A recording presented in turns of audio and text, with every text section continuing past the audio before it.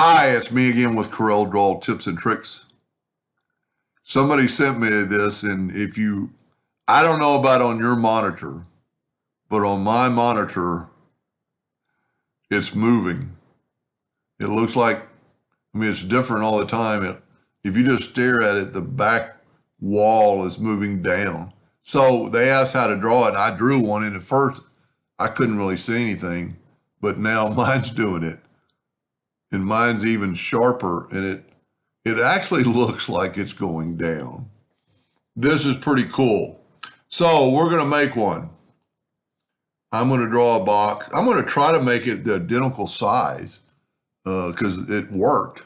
So we got 1, 2, 3, 4, 5, 6, 7, 8, 9, 10 balls. So we're going to make a ball about that size, and we're going to put it in our bed, and then we're going to basically fix it first before we make all the duplicates. So what this has, it has an outline. So what we're going to do is take this ball and Control D to make a duplicate. While holding down the control button, we're going to make that ring. Then we're going to take a 2-point line. As a matter of fact, I'm going to move all this to the center of the page. And then I'll get mine close. Whoop. See, I have not grouped even my ball away. And I'm not saying you'll ever do this, but if you printed it out, it would be, I think, pretty cool. Take a 2-point line, start moving, hold down the control button and hit P. Now you've got 2 half circles and we need a white. So what I'm going to do first, I'm going to make I actually use the same colors because it actually kind of worked. And I need the whole thing to be that color. So for just a second, I'm going to set my nudge factor on that I'll be big enough. Yep. I'm going to take my Smart Fill tool and go up here and get the color eyedropper and get that color and fill that in. Now I can put this back. Now I need to go to Object, Order, Front of Page. Now we've got a blue or kind of a greenish look on the center, but we're going to put that in last. So we're going to take the Smart Fill tool and we're going to put it on a white. And we can just copy that white. It's actually an RGB white because I drew it. We're going to put that on the bottom. We're going to grab our eyedropper tool and we're going to get the top and we're going to put the top. And now we're going to take the lines away by right-clicking no line. And now I'm going to fill in the center. Smart Fill. And if you do this first, then you don't have to do it but one time.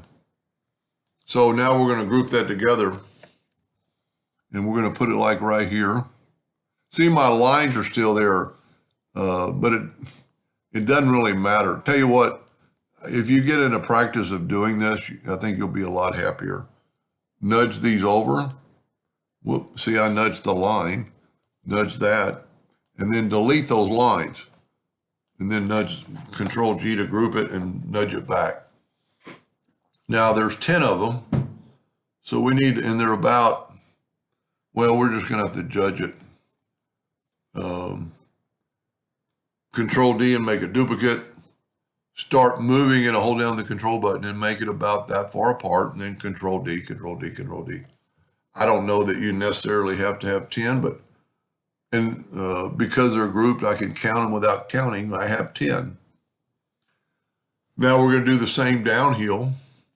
Control D and just move them. See, whenever you hit the control button, so I'm going to back up. I'm going to make sure they're a group. They're not. So I'm going to grab them all. So I'm having to come off the page. Control G, Control D, and then start moving and hold down the control button. And we're going to go up at the same distance. And then Control D, Control D. Well, that came out pretty well. And to make it perfectly even, you could move this out of the way, get rid of that. Control G to group it and hit P, and then hit P, and now everything's perfect. So now we need an ellipse, and I'm going to make an ellipse about that big, and I am going to hit P and put it in the center of the page. I'm also going to make a duplicate of that, and you'll see why in just a second. I am going to take the ellipse, you've got to have it selected, go to Effects and Lens Effect, and go right here to Fisheye, and I think I lowered mine to about 80 to make it quite not as big. Now I'm going to move that. Well, what I didn't do is freeze it. So I need to go to Frozen. That saves it, and there it is. But I'm going to take away the outline. Now on this one, there's a little shadow behind here. So what you can do is hold down the Shift key and grow that in a little bit. Just make it a light gray, take away the outline, and go to Effects in Blur and Gaussian Blur, and blur it quite a bit. Let's see how that looks and say OK. Now you're going to hit P and put it in the center of the page, and then hit P and put that, or just nudge it back.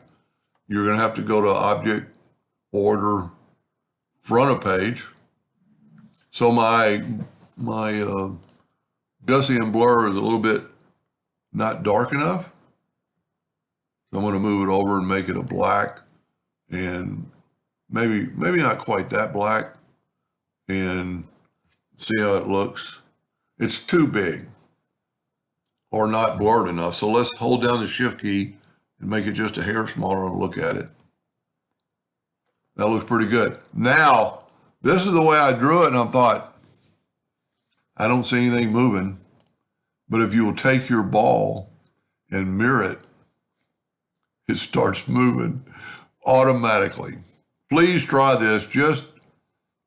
It's pretty simple. Anyway, I hope that helped a little bit. Thank you for watching.